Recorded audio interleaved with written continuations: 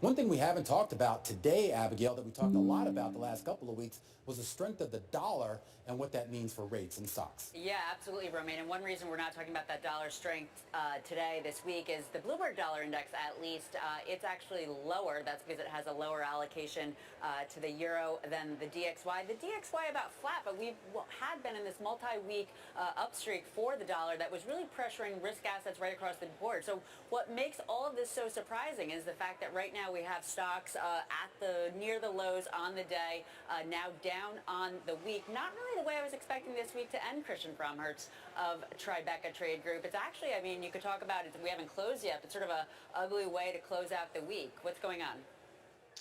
Hey, Abigail. Great to be here. Yeah, I mean, we've been seeing this now, I think, for a couple weeks where the indices are trading in a tight range, but, we continue to explore the ranges of the sideways price action or the range. So it's tough to really get a lot of signals out of the market right now because they're just not consistent on a day-to-day basis. They look pretty good yesterday, today not so good, and we're kind of surrounded by a lot of events as well and weak seasonality. Well, one board, you probably can't see it. We're looking at the 2-year yields. It is at 503. Over the last 2 years, it's moved up 482. I mean, it's really just extraordinary that at one point it was at 20 basis points. So probably taking that liquidity out, maybe the psychological effect about being above 5 again. It's also triple witching, though. Volume right now, 30% above the average. It seems as though a lot of securities are changing hands.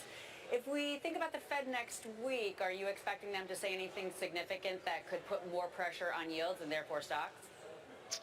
Well, I think from just a very basic standpoint is what that's telling us, the higher rates and stronger dollar, is that there are significant headwinds for stocks. With all the economic data that we got this week, the CPI, the PPI report, and retail sales, so on and so forth, one thing that's been pretty consistent is we have not seen Fed fund futures really move or budge, and they're not implying an interest rate hike for the 20th meeting. And then right now, and of course this could change because we're going to get a lot more information before the next meeting in November, but there's a slim chance right now that they're going to be raising rates there. So that's been pretty inconsistent, but overall you still have those headwinds that are that are prevalent with the stronger dollar, the higher rates outside of short-term interest rates, and then of course you have weaker seasonality now until the end of September, basically. Well, speaking of headwinds, oil could certainly become one of them, back above 90. I would say right now it's in a sweet spot and has been in a sweet spot in terms of being a risk asset. Although, as I think about it, oil has accompanied stocks declining over the last month and a half. There is a nice opportunity, though, a spread, a 7 to 8% spread between oil and the XLE.